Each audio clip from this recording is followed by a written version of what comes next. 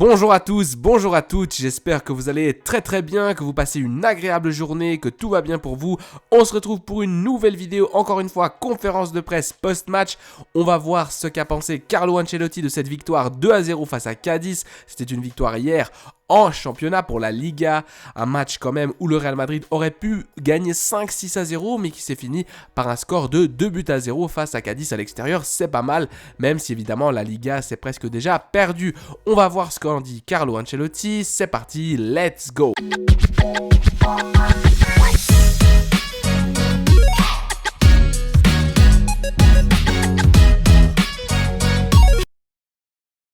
On commence tout de suite avec la question numéro 1. Marco Asensio a marqué son 7e but depuis février.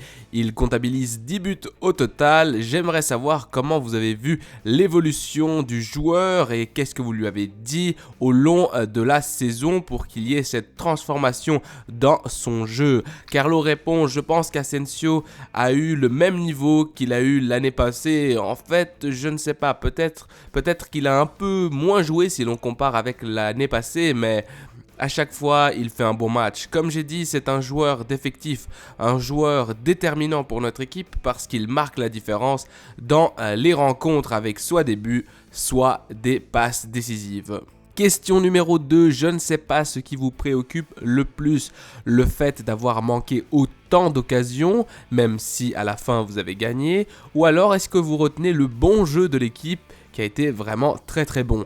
Carlo répond, oui, je retiens le bon niveau de jeu de mon équipe. Ça a été une rencontre bien effectuée à un moment très important de la saison. Ce n'a pas été facile de préparer ce match, mais je dois dire que l'attitude de mes joueurs sur le terrain a été spectaculaire.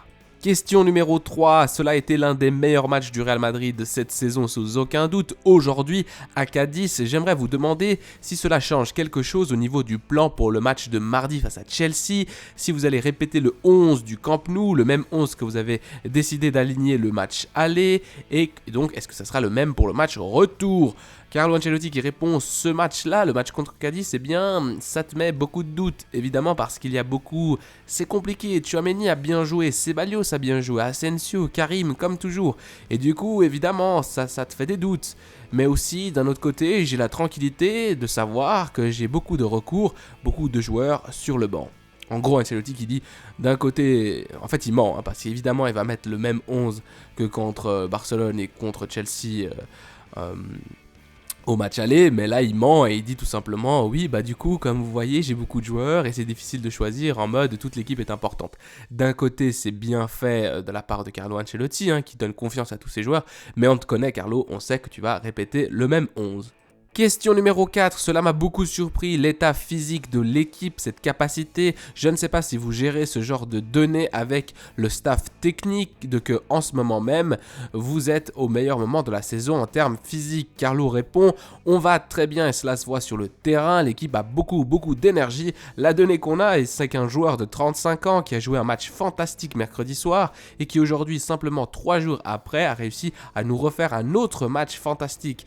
Karim est frais, Karim est un peu le signal, le signal que cette équipe va très bien physiquement. Question numéro 5, j'aimerais vous demander si vous considérez que ce match-là est dans le top 3 parmi les 29 journées que l'on a déjà disputées en Liga.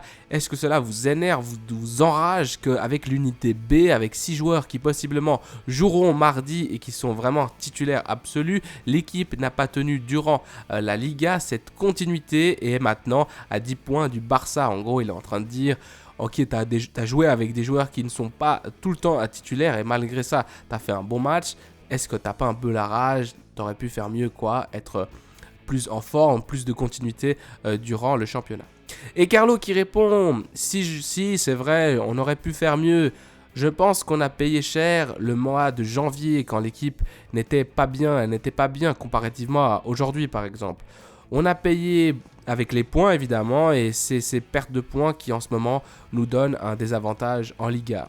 Oui Carlo, mais il fallait faire mieux quoi, il fallait faire mieux, tu avais les joueurs, tu aurais pu faire les changements adéquats et toujours répéter le même 11 en janvier, c'est un petit peu aussi de ta faute, enfin ça c'est mon avis. Question numéro 6 et avant-dernière question, vous parliez de Karim Benzema devant les télés en disant qu'il a bien joué, juste avant vous avez dit qu'il était frais, mais même comme ça en considérant le premier trimestre de la saison de Karim Benzema avec les différentes blessures, ne considériez-vous pas que 90 minutes c'était beaucoup de risques ? En fait de le faire jouer 90 minutes. Carlo répond, c'est un raisonnement que j'ai eu avant la rencontre, mais je l'ai vu si frais et encore hier à l'entraînement il était frais, ses appuis répondaient bien, je lui ai dit je vais te mettre sur le terrain et quand tu seras fatigué je t'enlèverai. Mais il était bien, il a bien joué jusqu'à la fin du match, il était un petit peu triste parce qu'il n'a pas marqué, mais il a vraiment bien combiné devant avec Rodrigo de manière spectaculaire, ça a été un plaisir de le voir sur le terrain. Moi, ça me coûtait beaucoup de l'enlever parce que je voulais tout simplement profiter de sa qualité sur le terrain. J'adore voir en gros Karim Benzema jouer. Question numéro 7 et dernière question de cette conférence post-match. J'ai une question sur le plan avec Vinicius Junior et Toni Kroos. Comment vont-ils ? Est-ce qu'ils vont jouer mardi face à Chelsea ou y a-t-il encore quelques doutes ? Carlo qui répond, je crois qu'ils vont jouer aujourd'hui. Ils ne pouvaient pas être disponibles pour ce match-là parce qu'ils ont ressenti un peu de douleur au niveau des muscles. Mais je crois aujourd'hui par exemple, ils ont entraîné en session individuelle et demain, ils s'entraîneront au top, au max pour le match de mardi. Donc c'est tout bon. Cette vidéo touche donc à sa fin. J'aimerais remercier tous les gens qui se sont arrêtés pour visionner ou écouter ce contenu. Merci beaucoup, on est ensemble. Merci aux gens qui se sont abonnés à la chaîne. Merci beaucoup du support. On grandit petit à petit. Le Real Madrid du coup qui jouera à Chelsea mardi prochain en Ligue des Champions. Le Real Madrid qui a 2 buts d'avance évidemment puisqu'il a gagné 2-0 au Bernabeu. Un Real Madrid qui devra être quand même assez concentré s'il ne veut pas se faire surprendre. Je vous dis à bientôt pour d'autres vidéos. À la Madrid y nada más. Allez,